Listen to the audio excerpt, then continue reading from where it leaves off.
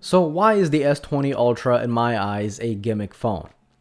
It's simple. It's because the only thing that makes it stand out from the S20 and the S20 Plus is the 108 megapixel camera and the 100 times space zoom. Obviously, it has a bigger screen, bigger battery, but that goes to every phone out there that you get that's a bigger version than the previous phone. So I'm not going to count that. The actual changes is the 108 megapixel camera along with the 100 times space zoom. Now, we all know by now that the space zoom on this phone is, it kind of looks like mashed potatoes with not enough water. So actually, no, a lot of water. It makes it look like a water painting, in other words. It's not good. Now, obviously, I've seen a lot of people comment and say, well, hey, it's not supposed to be good. The 100 times zoom isn't supposed to be good. It's at 100 times, so 30x looks good, right? So 40x looks good. One problem with that, if that was the case, why are they branding this phone on the back of the camera as Space Zoom 100x? I mean, there's a full-on branding on the back of this camera. That must mean that they are proud of the 100 times space zoom. You don't see 30x on there, right? Because 30x is really the most usable kind of length that you should be using. I would say even 10x, but 30x is pretty good. You don't see that on there. You see 100x.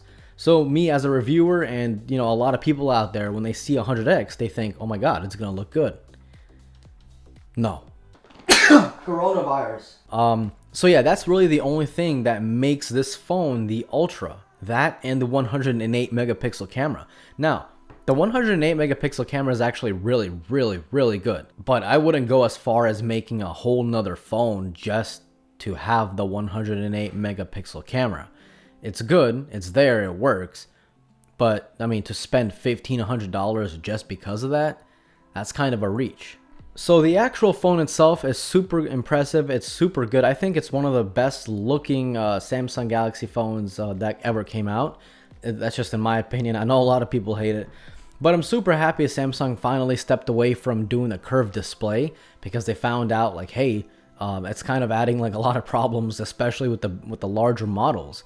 So this phone having a more very slight curve similar to an iPhone, it makes it holding it in one hand very comfortable and very easy to do with no accidental touches, which is kind of good again because the phone is a 6.9-inch monster. Yeah. You're going to need help holding this phone with one hand and using it with one hand. Now the back of the phone is actually where the gimmicks happen. Here you will get that 108 megapixel main camera. You get the telephoto camera, the ultra wide camera, and the depth of field camera along with your LED flash and back facing microphone. So Samsung did release an update and autofocus seems to be a little bit better in photo mode. So the phone will actually catch focus this time. But in video mode, it's still bad. You can't really use this phone reliably when recording video or when trying to catch focus from something that's very far to very close or vice versa. It just works sometimes it doesn't even catch focus at all, even though if the subject is like 90% of them is in the frame, it still doesn't catch focus. And that's running the newest update that came out this month, March. So again, I don't understand why they took away dual pixel autofocus for something that is a gimmick. I mean, I don't know. I don't get it. That's why I said the S20 and the S20 Plus is a much better purchase because guess what? They do not have 100 times zoom, which is, who cares? And they also actually do have dual pixel autofocus.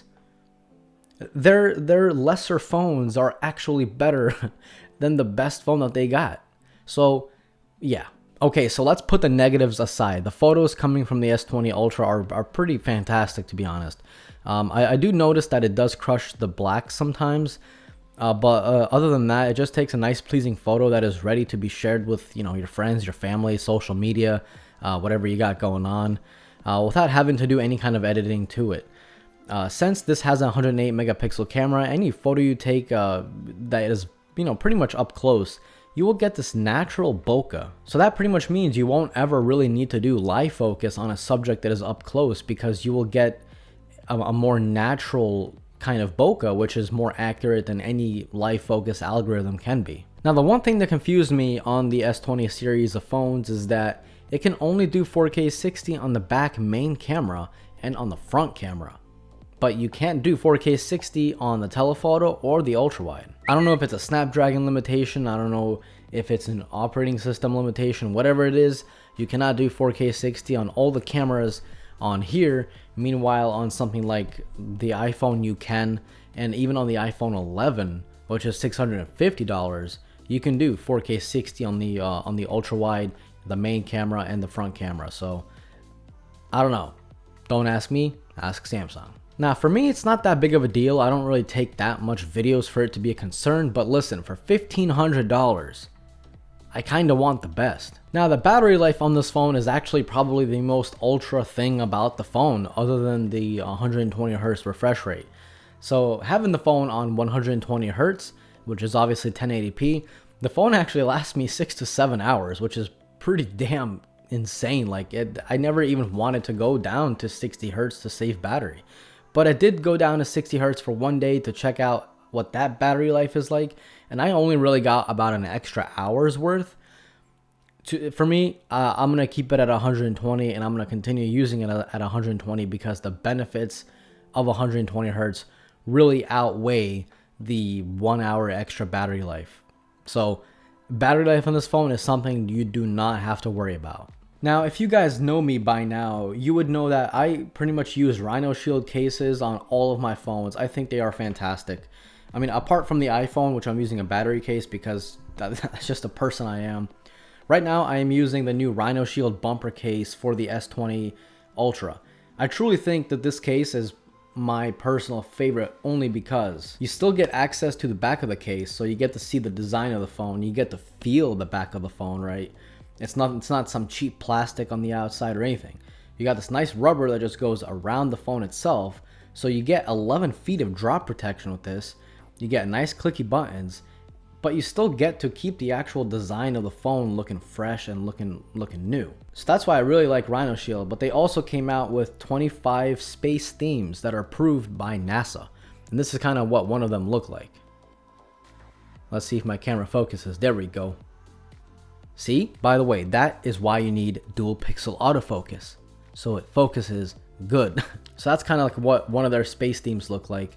But there's so many designs. There's 25 space themes designs, and there's like hundreds of other designs you can get. If you like cats, there's cats. If you like dogs, there's dogs. They even have hippos. Do you guys like hippopotamuses? If you do, check out Rhino Shield. You can save 10% by clicking the link in the description. Use code MarksTech10 for 10% off. Yada yada yada. No, they're honestly a really fantastic company, and I only use their cases, so I thought I'd throw that out there. Now, I really enjoy the fact that every single S20 Ultra or S20 line of phones, I can't even talk, it's so insane, you have 12 gigs of RAM. 12 gigabytes of RAM minimum. So since you have that much, you can actually pin the apps to the RAM so they will never close no matter how many other apps you open. I can't tell you how many times I wanted to throw this iPhone out the window because I'm listening to music, I put it on pause for a second to talk to someone, and then they're like, oh hey, check this out real quick. Then I open up YouTube or something, then I go back to the music application and it's closed. I have to reopen it, I have to find that song again. Super annoying. God. Now this phone does have 5G, which kind of sucks because I'm in Florida and Verizon 5G is like nowhere. I wish there was, because Verizon 5G is like one of the best 5G networks out there if you live nearby. Unfortunately, nowhere in Florida can I even test this 5G out, so why do I have to pay a premium for something that I can't even use? Kinda sucks. But hey, if you do live in a 5G network area, you're going to be using all the features on this phone, and I'm jealous. Now, this phone also has 8K video. It's horrible, don't use it. It's bad, man. The 8K video on this phone is going to give someone a huge headache, because the second you start panning around, that's it. The whole world turns into jello, and everything that is straight, like a light pole, is now like doing this. Like, it's just at an angle. Don't use 8K video. The only time I would really suggest using 8K video is if you have it on a tripod overlooking a field of a bunch of zebras running around.